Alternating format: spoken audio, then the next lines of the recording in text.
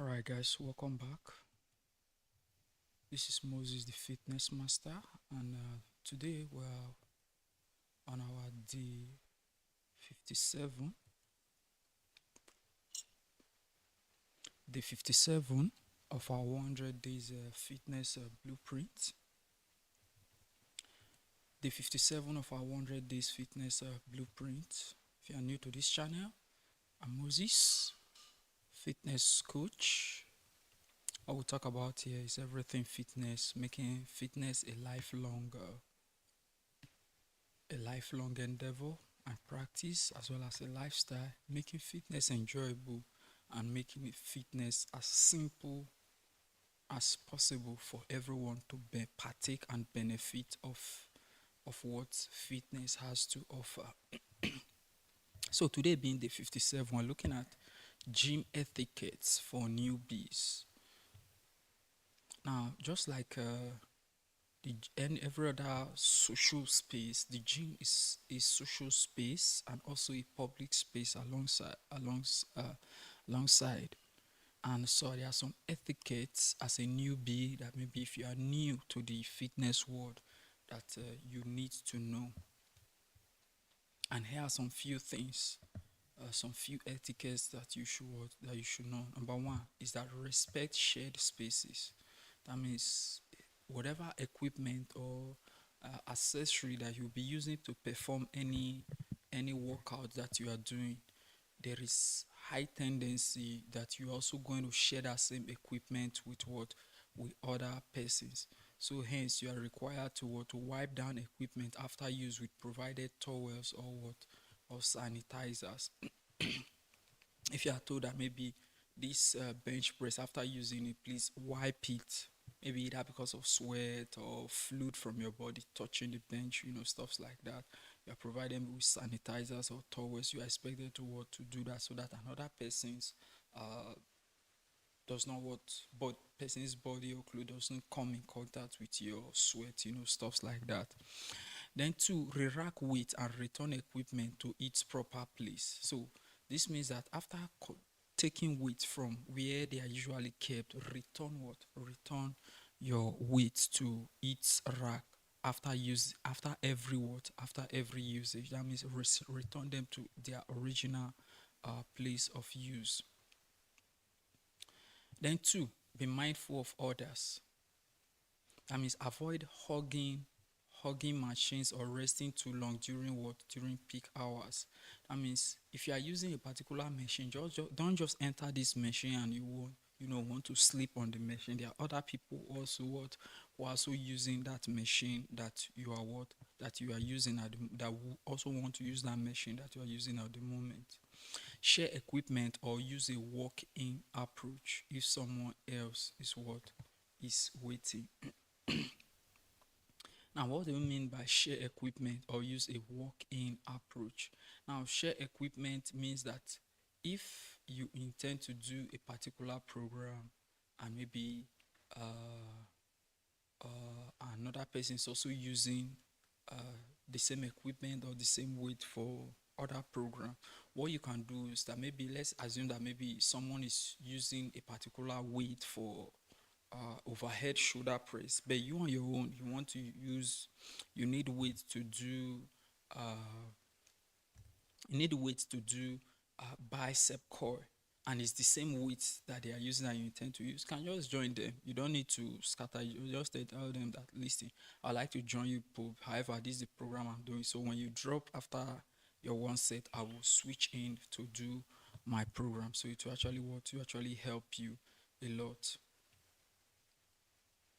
So this you being mindful of others. Then number three, use proper hygiene. And how do you use proper hygiene? Wear clean gym clothes and you always ensure you use a deodorant. Now when you wear clean gym clothes, it actually it makes the place looks fresh, looks the aura there actually makes it really good, so nobody smells unnecessarily or nobody comes with a bad smell against the other. So you are smelling good, other persons that are with you also smelling good. This is what it means uh, uh, to you being clean or being neat to the gym, and also, if possible, use a deodorant. Now, apart from wearing gym clothes and using the deodorant, taking your bath before, starting every workout session, before going to the gym, can also help go a long way. So your body, if there's any pre-existing sweat that you already had from maybe previous schedule prior to that particular time, all of this will be washed down, and you are fresh. The chances of you, smelling is really reduced. You understand? So when you now wear a gym clothes on a body that you just took shower, then you use deodorant, so you are super fine, you're super good. You understand? Then also use bring a towel to avoid sweating directly on equipment. Now, why is that? Is you should bring towel. You need towel because the minute you start workout, you are going to sweat, and with this sweat now, it is not good that you sweat on equipment directly. Then other persons come, they will put their towel on that particular equipment. It's actually bad. So it's the reason why you should what? You should move. You should come to the gym with what? With towel.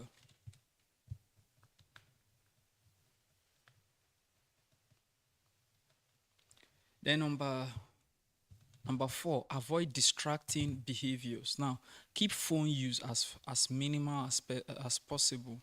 That means, especially for calls, don't block others' view of mirror while they are lifting. Okay, this is very common. Majority, even in my gym, this is common. You see somebody who is working out, he or she's using the mirror. You go there to block the person's view. It's not good. It's not proper. So it's the reason why they are using the mirror is because they want to know what they are doing, if they are getting it right or they are getting it wrong. At times, me being the coach, at times I do it unintentionally. That means maybe I was attending to someone before, or maybe someone is talking and maybe I'm attending to the person. Before I look, I'm blocking someone who is actually using the mirror. So the moment I realize such, or they draw my attention to, I just apologize, and I leave that particular place. So in some cases, it might happen unintentional. So if it happen unintentional, what you can just do, you discover that maybe you block others unintentional. What you can just do is just to apologize and tell them that you never intended such, and uh, unnecessary argument that was supposed to arise before will not arise. Then use phone. Keep phone use as to to a very minimum, especially for course. That means when you go to the gym, it should not be for time that you should press phone. Your phone should be, well, you should have a very strong discipline with your phone, while you're there. Now, there are majority of my clients that as soon as they come, I seize their phones, because with that phone on their hand, they won't do anything.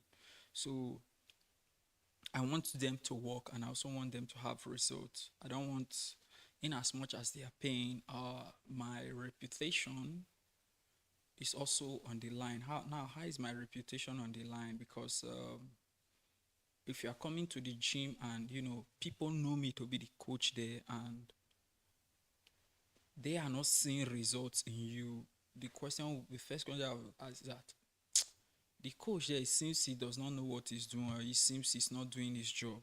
So before they will even point a finger to you, who was supposed to be doing your work, even after I've guided you to do your workout, I'll be the first persons to receive attack or whatsoever. You understand?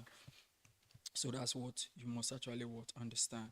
Then number five, know your limits. Start with lightweight and ask for help if you are unsure about the equipment.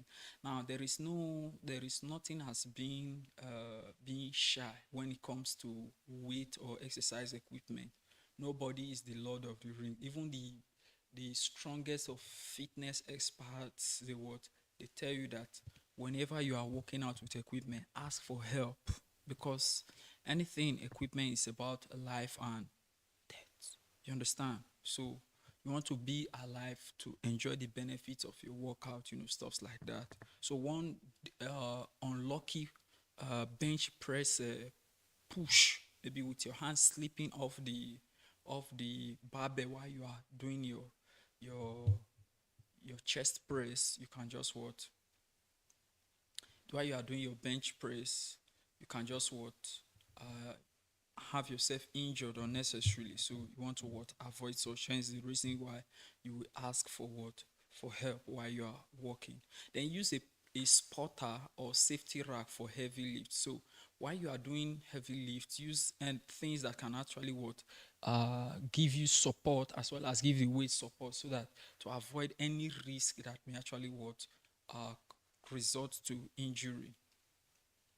Following gym etiquette will actually ensure a respectful and welcoming environment to everyone, making workouts more enjoyable as well as efficient.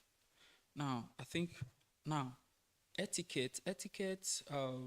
If we also move forward on etiquette, despite this being just a summary, every gym has their own unique rules has their own unique rules. So you must learn to abide by the rules of your gym, know what they like and what they don't like.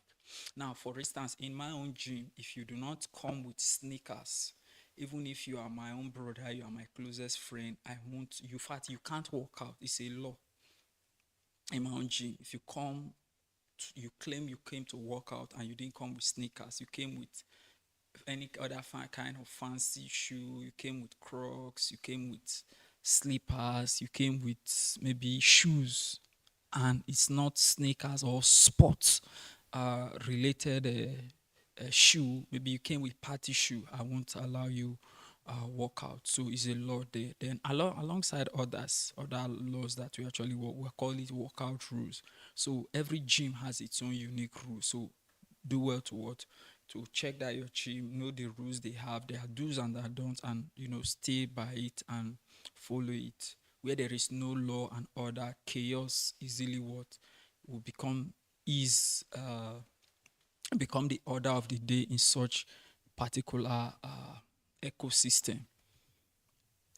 So we'll proceed to day 48, which is tracking progress in the gym. Sorry, day 58 rather.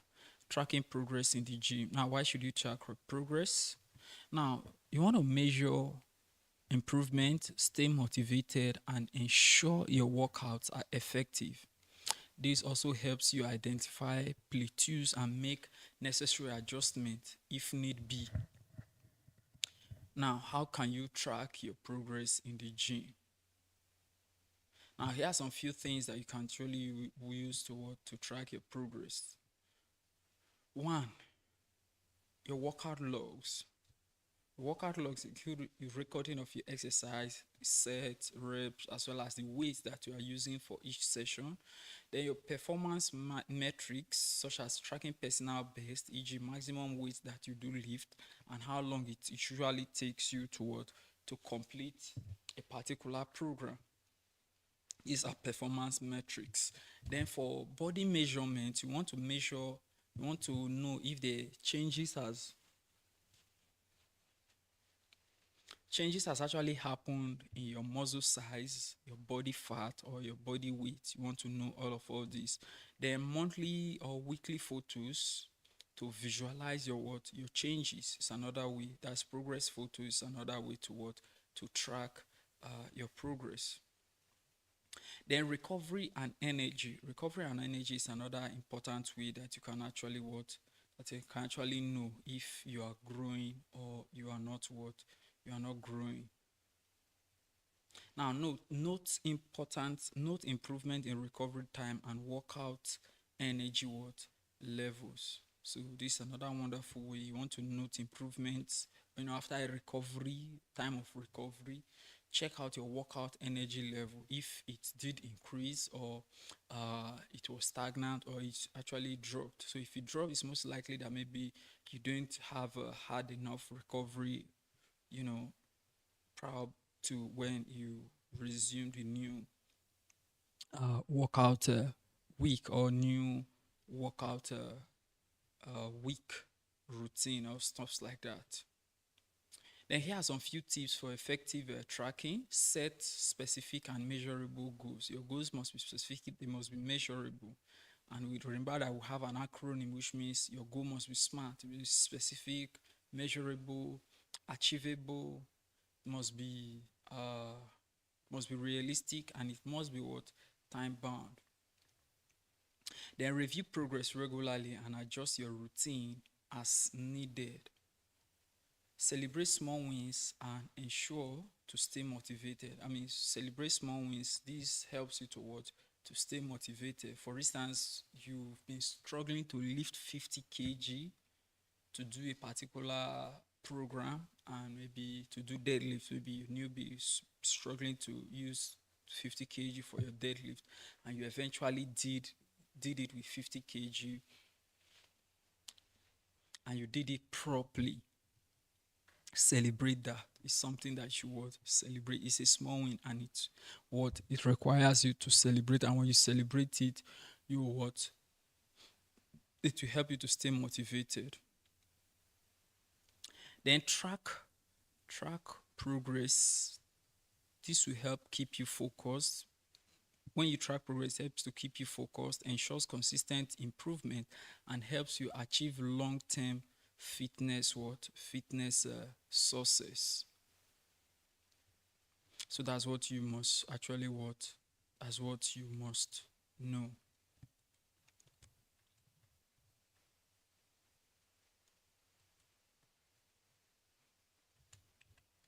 What does this mean? That when you are tracking, uh,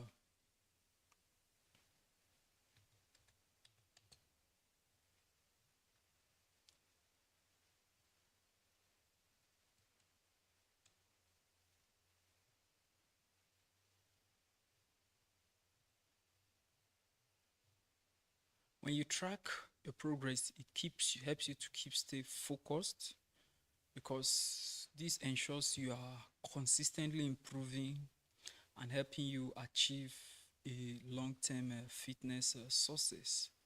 This is how tracking your progress is actually how it helps you.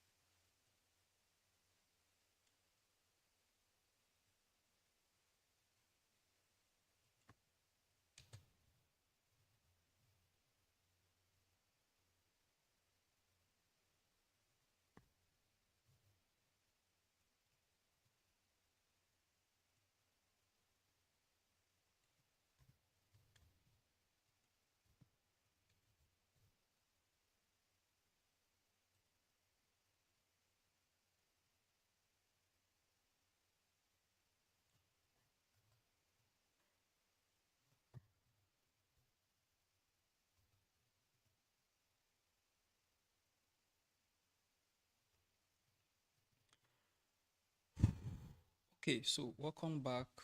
Welcome to day 59. Welcome to day 59. Day 59, where we'll be talking about common gym-based workouts and equipment mistakes. That means, what are the common gym-based mistakes or equipment mistakes that people actually have while they are working out in the gym? Number one is that they skip warm up. They skip warm up. This mistake number one. They skip warm up. They jump straight into heavy lifting or into heavy cardio. Then solution to this is to perform 5 to 10 minutes of light cardio and dynamic stretches to prepare muscles as well as joints. This will actually help you a lot. The mistake number two is use of improper body form. You see, majority of people who might have even been in fitness for a long time, they even use poor posture during some certain exercise technique unknowingly to them. And most time they will tell you that, oh, it doesn't matter, it doesn't matter. As long as I'm doing the program, as long as I'm feeling it, that is the most important thing. Unknowing to them that this can actually what cause them injuries on the long run. Now, poor posture or technique during exercise like squats, deadlifts, bend over row, you know, numerous of them can actually leave you with injury on the long run. Now, solution to this is usually the best solution to getting proper body form for every kind of exercise is to start with lighter weight, then focus on form and seek guidance from trainers if needed. Ask your coach, ask your trainer, coach, please, what's the best form for this particular exercise? Or coach, check my form if I'm getting it well, if I'm doing it well, and if I'm not, please do what? Do correct me. So that's the solution to that. Then number three, or common mistake number three, is that lifting too heavy too soon. That means people want to start and by day three, day four, they want to start going heavy. No, using excessive weights can lead to poor form and increased risk of what? Of injury. When you start lifting heavy weight too soon, there's a very high tendency that you have not gotten your form properly, and your body might still be struggling to adjust, to adapt to that form for that exercise. Then the next thing, you are adding weight to it, so this will actually lead to injury. To fix this, start with manageable weight and gradually progress. This will actually help you in fixing this as well. Then number four, not adjusting equipment properly. You see, mistake a lot of people make is that they use machines without adjusting the seat height or handles to fit their body. For instance, machines that may be adjustable, something like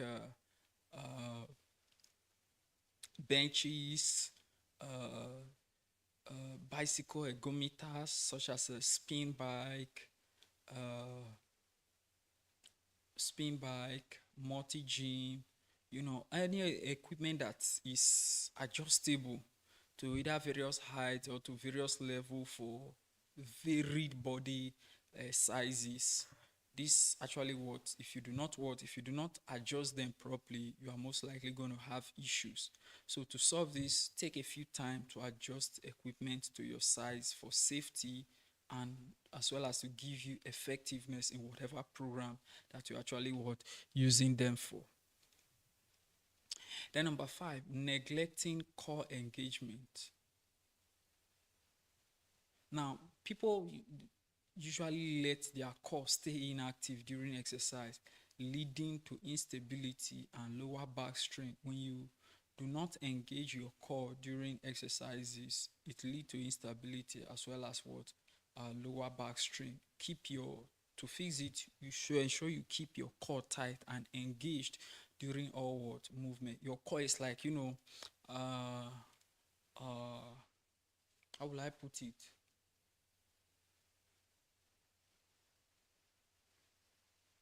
Your core is like a chain that that as soon as you lock it together, it gives every other part.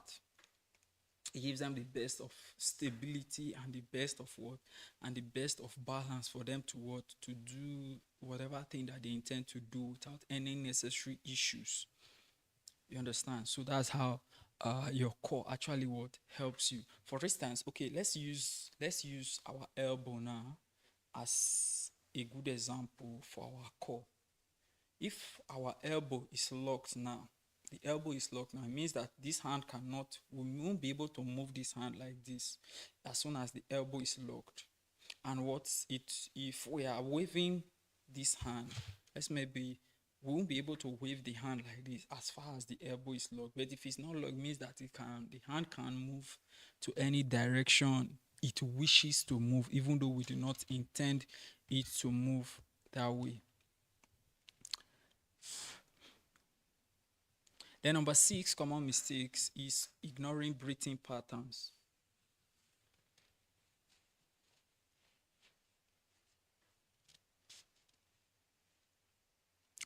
Now, there's a common mistake of people holding their breath or breathing incorrectly during lifts,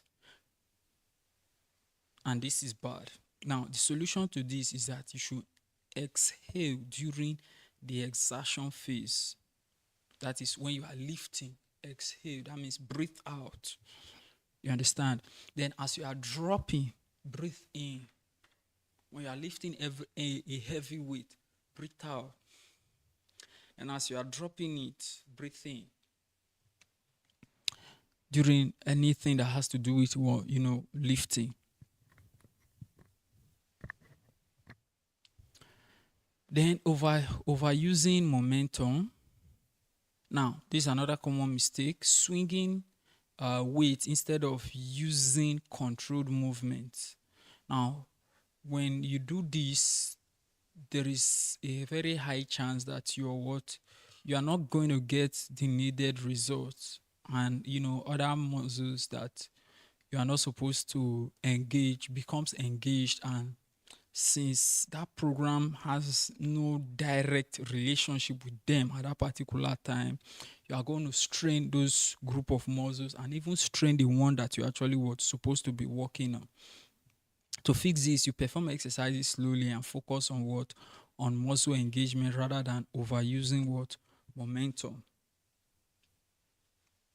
Then mistake number 8 is that over avoiding rest periods. Some people want to train, and when they are training they don't want to rest at all. They tell you, no, no, no, no, no, no, no, I don't feel like resting, I just want to keep going. Skipping rests, these people skip rest between sets, or they usually overtrain.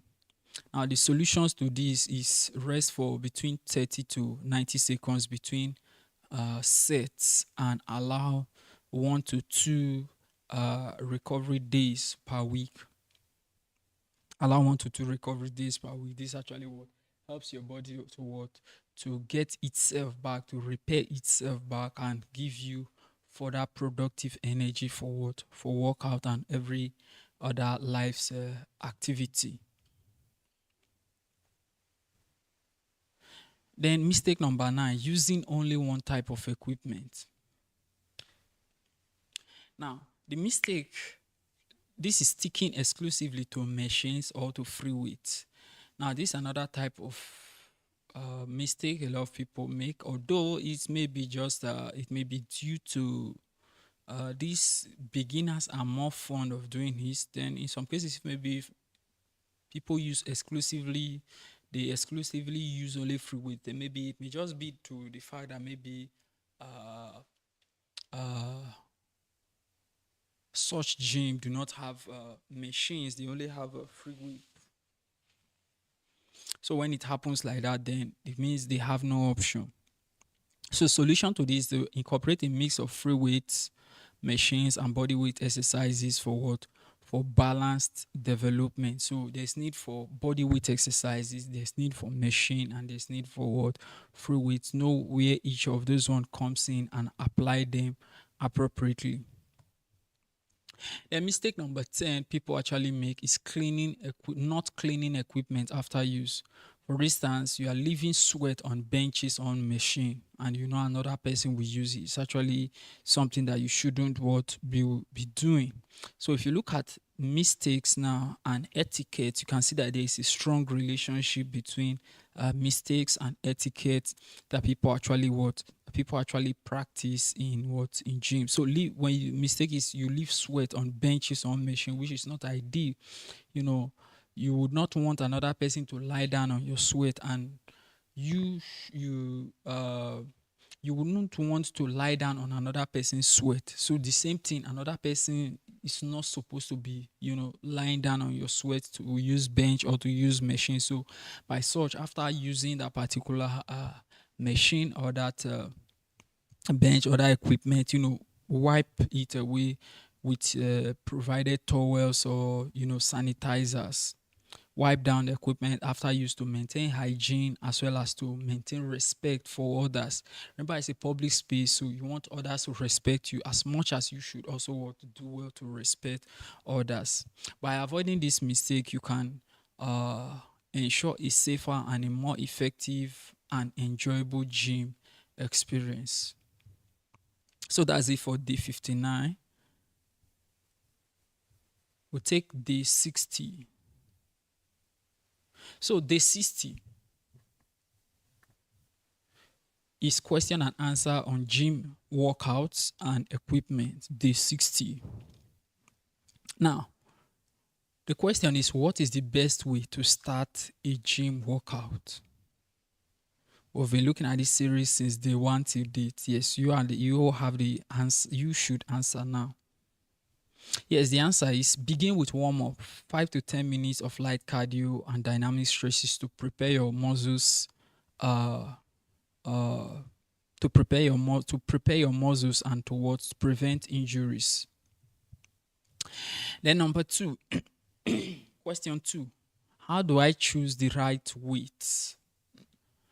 The answer to that is start with lighter weight you can lift with proper body form for 10 to 12 reps, then gradually increase the weight as the exercise feels easier for you.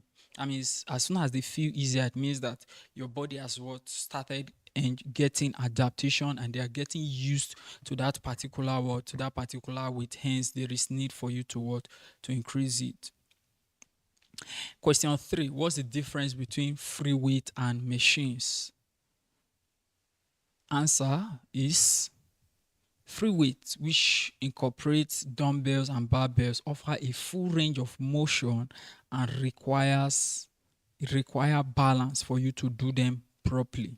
While machine, on the other hand, are guided movements. You cannot control the movement. They are the one who controls you, making them ideal for beginners and for targeting specific muscles. So the moment you start using machine, it's predefined. As you are doing it, it gives you an overview of the muscles that you're already working in. So you are not like in the blind. So that's the major difference between the two. And it's also good for beginners as well. Then question 4, how often should I work at the gym? Now, for a beginner, the answer is aim for 3 to 4 days per week, alternating between strength training and cardio, and adjust your frequency as you are progressing. Adjusting your frequency as you are progressing will actually help you a lot.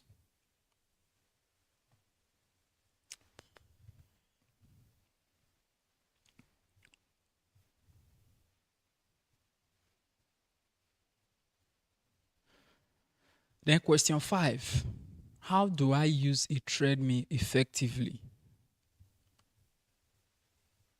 Now, the answer to this is start at moderate pace with an incline for walking or for jogging. Then gradually increase the speed or duration based on your fitness level.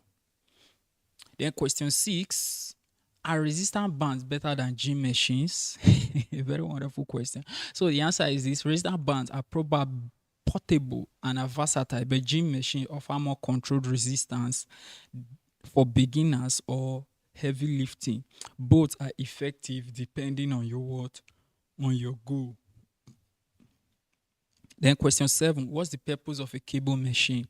A cable machine actually provides you with constant tension and it allows for versatility or allows for versatile or multi-directional exercises that target various muscle group at various intervals. Then question 8 is, should I focus more on cardio or on strength training? Now, the answer to this is simple. It all depends on your goal. For fat loss, you should combine both. Then for muscle gain, prioritize strength training with occasional cardio for cardiovascular health. So this is the way you should balance the two. Then question 9, how do I know if I'm using proper form? Now, to know is this: either you watch instructional videos, You ask your trainer or your fitness coach for guidance.